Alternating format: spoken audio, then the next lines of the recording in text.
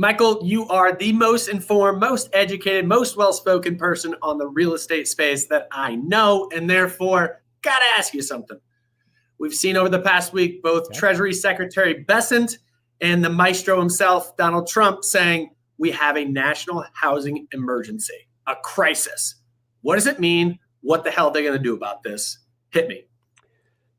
So I've been thinking about this a lot. And I basically see it in kind of 3 steps. So step 1 is we have been suffering through several years of crazy unaffordability, right? We're at the second highest ever, right? With 1981 still being the record. It's not really a record you want, right? It's really unaffordable. The real estate market's frozen. It's broken. It's just all kinds of bad. So talking about the housing market and, talking about declaring an emergency is something that will get the public behind it, right? If you think about a lot of the noise pre this, it was, the average public didn't really understand, right? Tariffs, tax, inflation, all of this stuff really confused and made the average consumer uncertain and businesses uncertain. And we're seeing that in the numbers where they're not spending, they're not investing, they're not hiring, right? The economy is really going into a crawl or stall speed. So first off, I think it's messaging. I think they want to change the narrative. I think they want to be more, get the average person to say, yeah, this is a problem. You need to fix this. So I think number 1, it's messaging, and it's a good thing. Then I come back to this same thing, and this is the same thing when we were in the election cycle, right? Remember Kamala Harris talked about attacking this, and you and I think we spoke, and I'm like, you only could do one of 2 things. You can either go after supply or you can go after demand. And, depending on who you listen to, we have a supply problem. Now, that supply problem could be, pieced apart, this, that, the other. But if you really step back, we have an entry-level housing supply problem. The stuff we have been building has been McMansions and big houses, luxury, because it's frankly only rich people could afford houses. So we haven't built the low end. So we have a problem across most of the country, if not all the country. So you could go after supply, which again, as a federal government is really hard because building is handled at the state and really at the local level. So, not being a great politician myself, the only thing I think they could do is create carrots. Right? They could create a bucket of money, say $100 million or $100 billion or $1 trillion or whatever the hell the number is, and basically incentivize localities to do what they want. Like, I don't know, reduce taxes or reduce regulation or whatever. All certainly possible, Taylor. But when I look at the maestro in Bessent, as you've talked about, I don't think they're interested in slow or hard. I really don't. Yeah. So I'll make a comment on your first point, and then I'll go to your second one and just let you keep pumping here. But the first thing I thought of when you're talking about, hey, the taglines, the slogan, housing crisis, what Trump is effective at, like nobody else, is creating a tagline. Jerome Powell is now Mr. Too Late. Correct. Hillary was Crooked Hillary. Like he is awesome at creating a very punchy one-liner. National housing crisis. He can get people behind that. He is a good salesperson. Right? He needs the follow through now. So you're saying, hey, okay, are we attacking the supply side? I think that the supply side is the area that you have to attack. I understand that it is not easy to do, but we got to strip regulation. I think what you see in the market right now is the big are the only ones that can afford the regulation to the beginning of the build.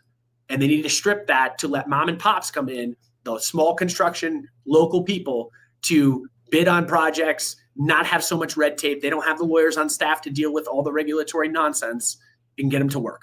They wanted to they wanted a permit for me to change the flat part of my decking in my backyard. It's like, guys, come on. Like, this doesn't need a permit. Yeah, I was trying to build 2 tiny homes on a 1-acre lot I own, and they wanted $50,000 before I moved a spoonful of dirt with no promises of approval. So guess what? There's not 2 homes. What are we doing? Yeah, now we don't have 2 homes. Now we don't have 2 affordable living scenarios that you put together. Yeah. Yeah. So, so I agree with you 1,000%. If I had a magic wand, you would go after supply. But I'm also practical. Yep. And when I look at the supply thing, again, remember, we're in September of 25, and we have midterms in November of 26. Yep. Let's just be honest with each other. If they go after supply and they make a big hoopla about this, no supply shows up before midterms. Nothing. So it's not fast. It's not splashy. It's slow. It's frankly, in my opinion, the thing that Trump is worst at, which is government, right? The whole government procedure, following the whole thing, right?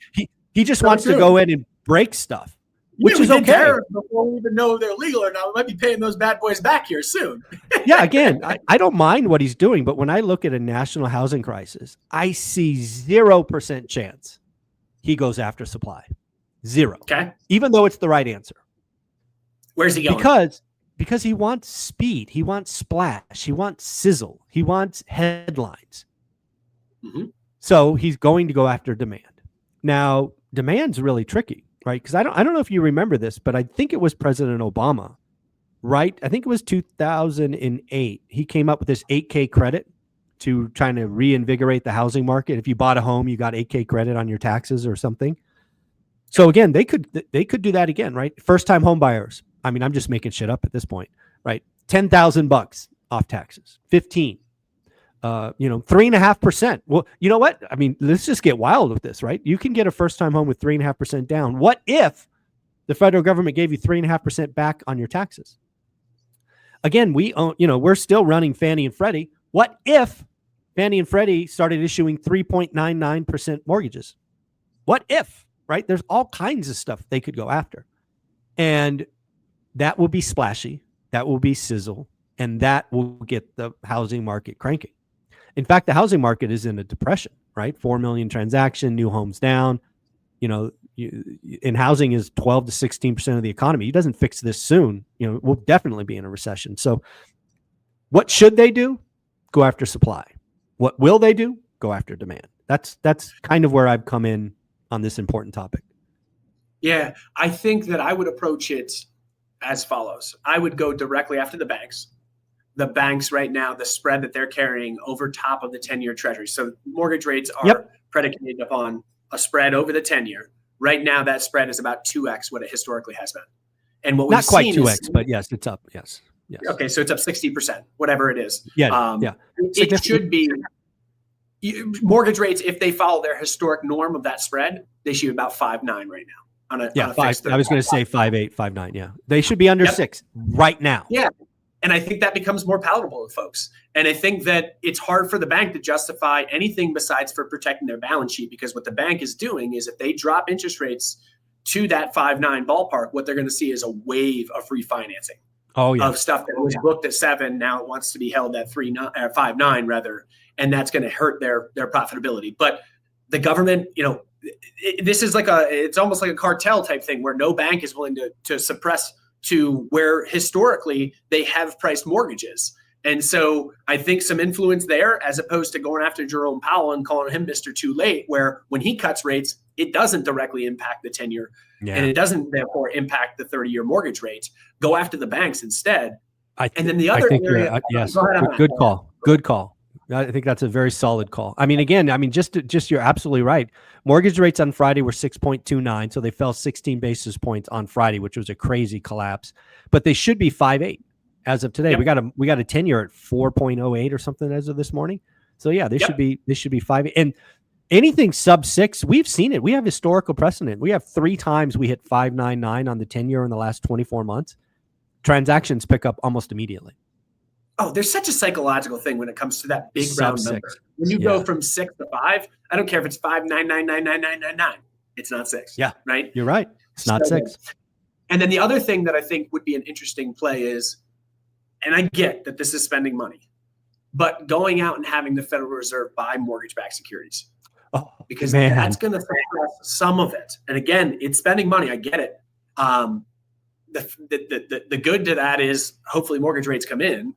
Oh, there's no hope. It's mathematical certainty. If the Fed goes out and buys mortgage-backed securities, you will see that thing collapse because they'll just funnel all the transactions. I mean, we saw that's how you have people with 2% mortgage rates today, right? Because they timed it well, and the Fed was the biggest buyer. I mean, that's the reality. So what do you think about that? I get the inflationary.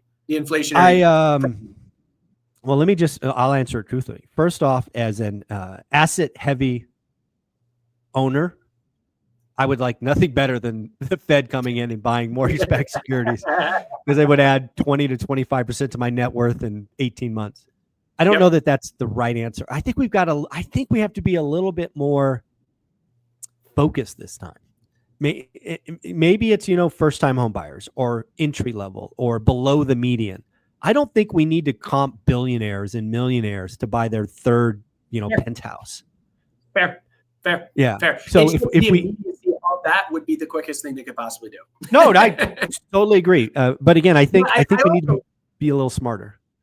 I think that what you're also going to have is if you get a boost in supply or whatever. Let me put it on the other side of the coin.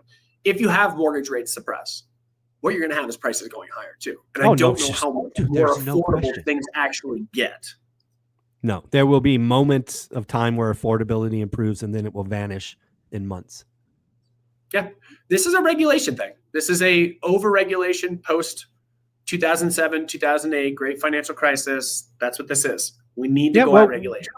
We're paying for the fact that, I don't know what the number is. It's probably close to 70% of the new builds since the great financial crisis have been luxury. We just don't have any entry-level housing. It's all old stock. And this is, if you really want to fix American housing, it's regulation.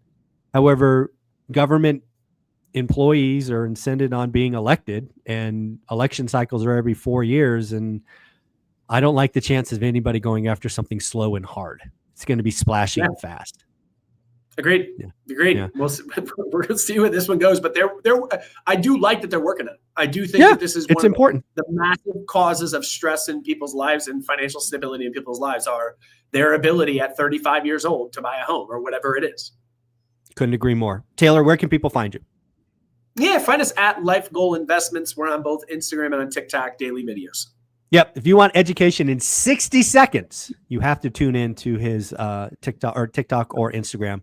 I don't know how he does it. It's like he has a time stretcher or something like that. Thanks, buddy. You're the man. Thank you.